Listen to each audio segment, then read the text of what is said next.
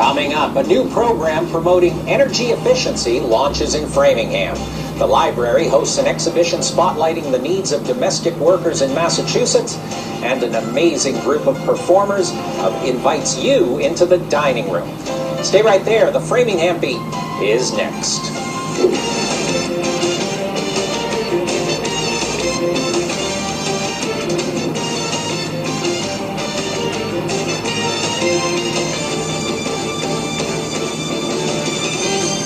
Good evening, everyone. I'm Betsy Fishman. And I'm Bill McColgan. Welcome to the Framingham Beat. Well, if you stopped by the main branch of the Framingham Public Library in July, you probably saw a series of gorgeous black and white photographs, close-ups of an assortment of women. As beat reporter Debbie Abe and videographer Rebecca Bacallo discovered, these faces belong to domestic workers across the Commonwealth who are getting some attention about their rights in our society. For the past month, the main library has hosted the work of photographer Mario Quiras, who has taken pictures of the many faces of women who serve as domestic workers. The main idea of the photo project is to highlight the latent potential within each person, and because we were using black and white in the photographs, the background is black, it isolates the whole context, and it makes you think about these people, so it put away all the distractions and lets you see, what's the beauty that is inside. This is more than just about some pieces of art. It's about awareness that is being brought to domestic workers and their rights. This program in the library's costume room served as a discussion of the need for more protections for these workers. Several workers made an appearance to put their faces to the names of jobs that aren't always spoken of. Their presence and voices spoke volumes about what they hope to achieve with the upcoming presented bill.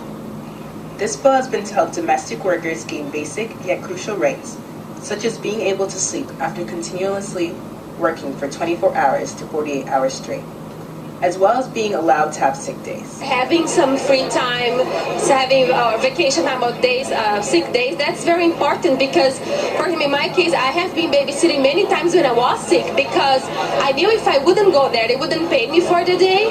But on the other hand, when sometimes the kids are sick, they cancel out there and we are not paid for that. So it's very unfair. It should go both ways. So if they have the right to cancel us, we are, just human beings. We never know sometimes when you have some day off or you have an emergency. So I think that was something very important that they said here tonight. We need to ensure that people who are working here in Massachusetts have some basic protections, and that is part of what we all are talking about and working towards. It's two parts of this. One is to educate the public on essentially the plight of domestic workers and the need for legal protection for them.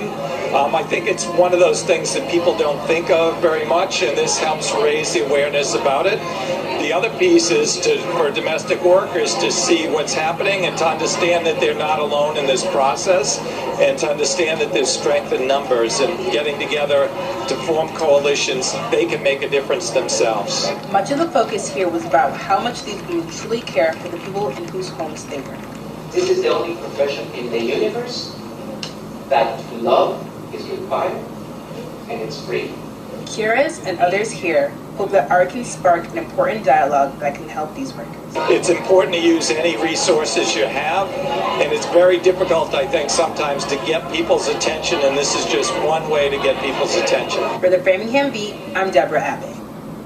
While the interior of the library continues to host